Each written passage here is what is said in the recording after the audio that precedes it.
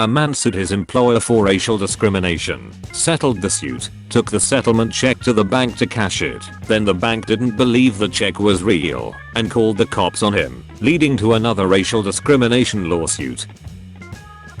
Is this a Key and Peele sketch? This country is unreal. Infinite money glitch.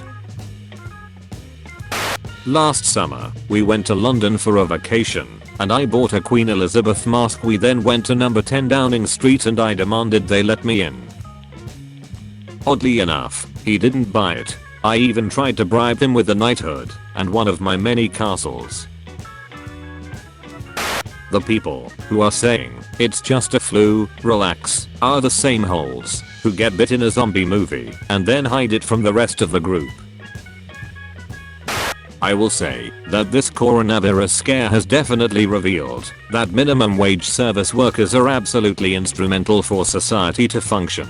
All the hoity-toity business meetings can be cancelled, the NBA can be cancelled, public schools and colleges can be cancelled, government meetings can be cancelled, but the checkout line at the grocery store can't be cancelled. In a perfect world, I'd hope that this was a bellwether for better treatment of workers like me, but I know we'll just continue to get paid minimum wage, with no rewards or thank yous from the world during this time. La la la la. Seriously. The garbage collectors, grocery workers, and shipping staff are vital infrastructure in this society, and it's about time everyone knew it.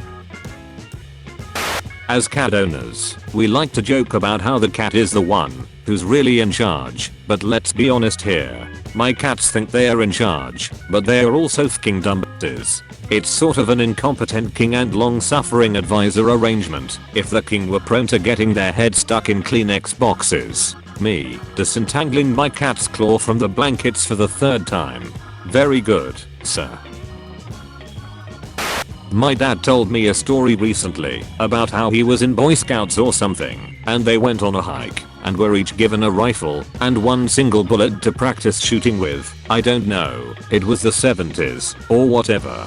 One of his friends, whom I'll refer to as Steel Balls for reasons that will soon become clear, beckons my dad to a part of the woods and points to a giant hornet's nest up in a tree. SB announces that he's going to shoot it, waits for my dad to take cover, as one should in this situation, and fires off his only round into the nest. Sure enough, a swarm of pissed off hornets descend upon SB, who stands stoically and perfectly still at the base of the tree. Dad maintains that, despite their buzzing right around him, none of the hornets stung his friend, and they soon calmed down and returned to their newly renovated nest. SB turns back to face my dad and imparts this chunk of wisdom. That's the secret to dealing with hornets, Jim. They don't know humans make rifle shots. They don't know where the noise came from. You gotta stand still and don't move, and they won't chase you.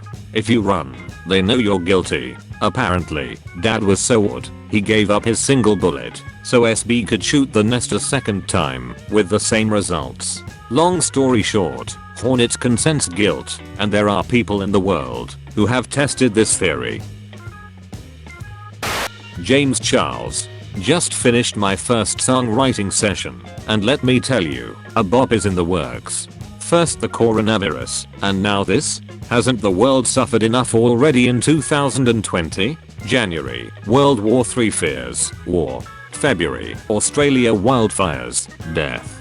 March, coronavirus, pestilence. April, James Charles thinks he's serving, famine.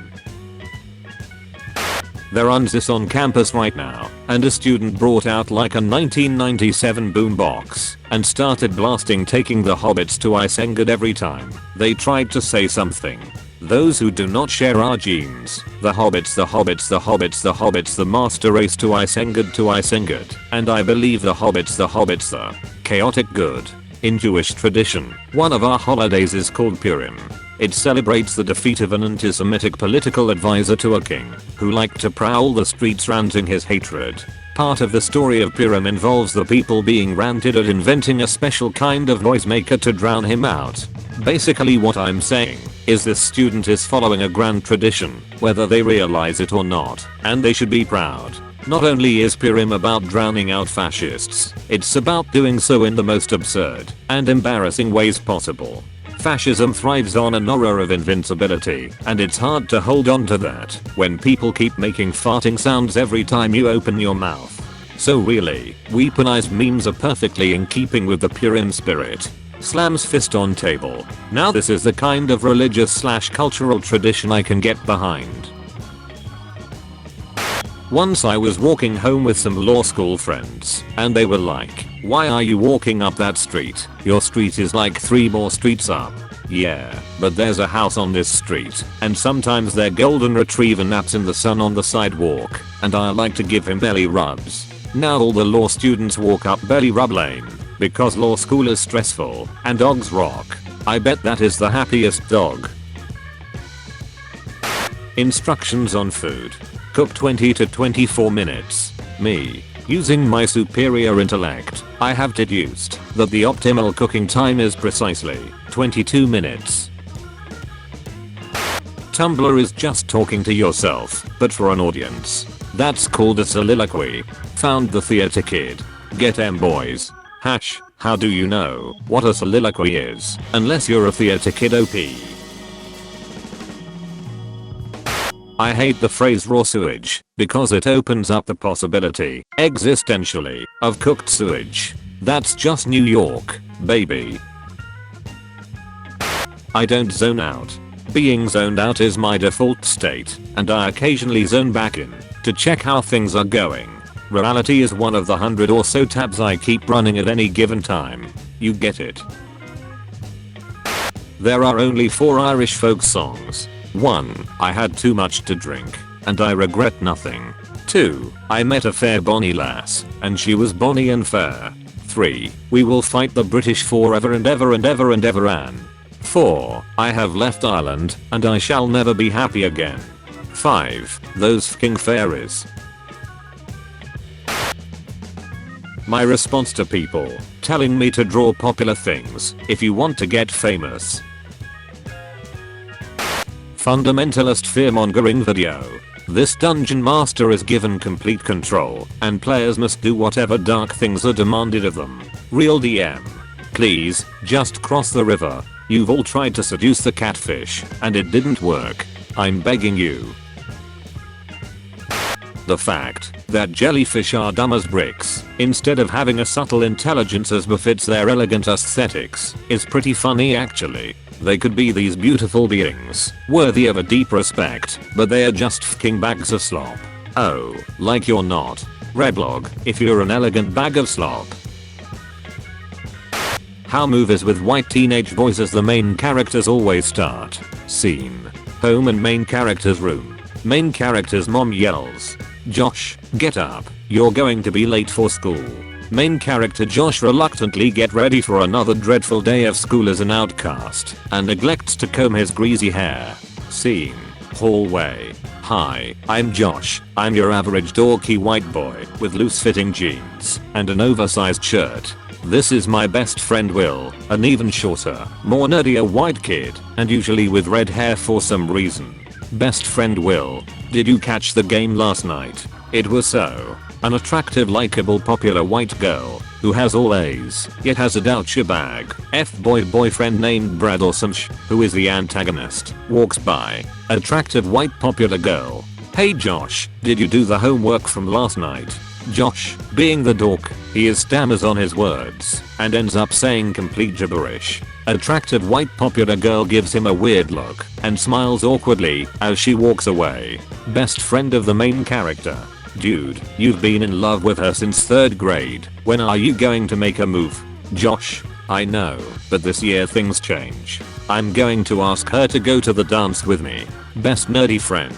Dude, she's been going out with Brad for 3 years. Brad walks by with 4 white boys and 2 muscular black boys behind him and knocks down greasy-haired main character Josh and his greasy-haired companion Will's books down. Hey losers. Brad and his diverse crew of bullies laugh and dap each other up. This is so spot on, like I'm fking cackling. I feel bad for math.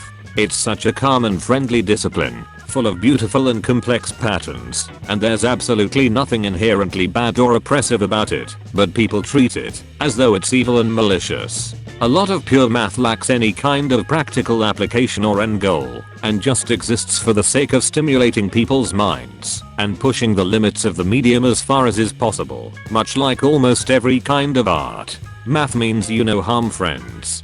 Pats math on the head. You're adorable, but we have no idea what the F you're saying, little buddy. Here's what you missed on Twitter these past few days. Twitch streamer goes viral by making a TikTok where she lip syncs to a song called OK Boomer while wearing a Bernie crop top. Twitter immediately loses their minds, with half of them declaring her cringe, with the other half declaring her their waifu. A few days pass, and she reveals on Twitch that she has a boyfriend, causing all her reply guys to angrily report her account, and she's temporarily suspended. Another Twitter user makes a similar TikTok, only the song is now called OK Liberal, and she's wearing a crop top that says Marx. Bernie girl is exposed for saying the N-word. OK Liberal girl is exposed for being a necrophiliac who hangs around Nazis. We live in a society. Twitter is dead as Tumblr 2.0. Huh.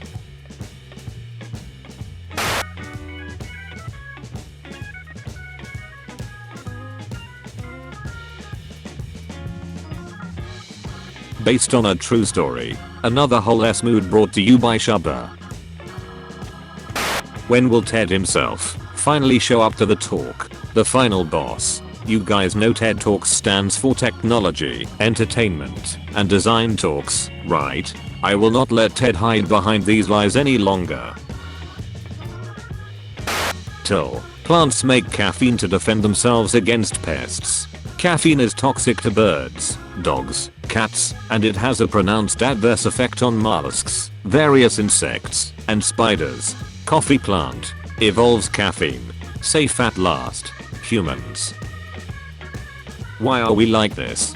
The fact that we can't drink seawater, even though it's the most common type of water, just be it's 3% salt, yet we can safely consume multiple forms of lethal poison, and even benefit from doing so, just blows my fucking mind. Demon, after possessing me, now that have control over you, me, ick now, this is actually kind of hot, if you think about it, romantic even, in a way. Demon immediately exorcises itself. British money is called quid, short for liquid, which used to be the official currency. Any liquid, as long as it's splash, we use it for cash. Old British saying. This is on the counter. Advice for girls. Buy skinny jeans in the boys section. They're more comfortable, still form-fitting, and best of all, the pockets. They have actual pockets. Don't believe me? Look. These are boys' pants, and they look just as good on me as any other skinny jeans I own. See that phone? I'm going to put it in the pocket. Must be so small, right? Ah yes, girl pants length. Probably can't fit any further than that. What? What's this? Good God. Oh good Lord in heaven. This is blasphemous. Look at how much room is still there. There's chaos in the streets. Babies are crying. Fashion designers are screaming out of fear of the unknown. Buy your pants in the boys section. Girls, live in the beautiful world you deserve, where you can fit shit in your pocket.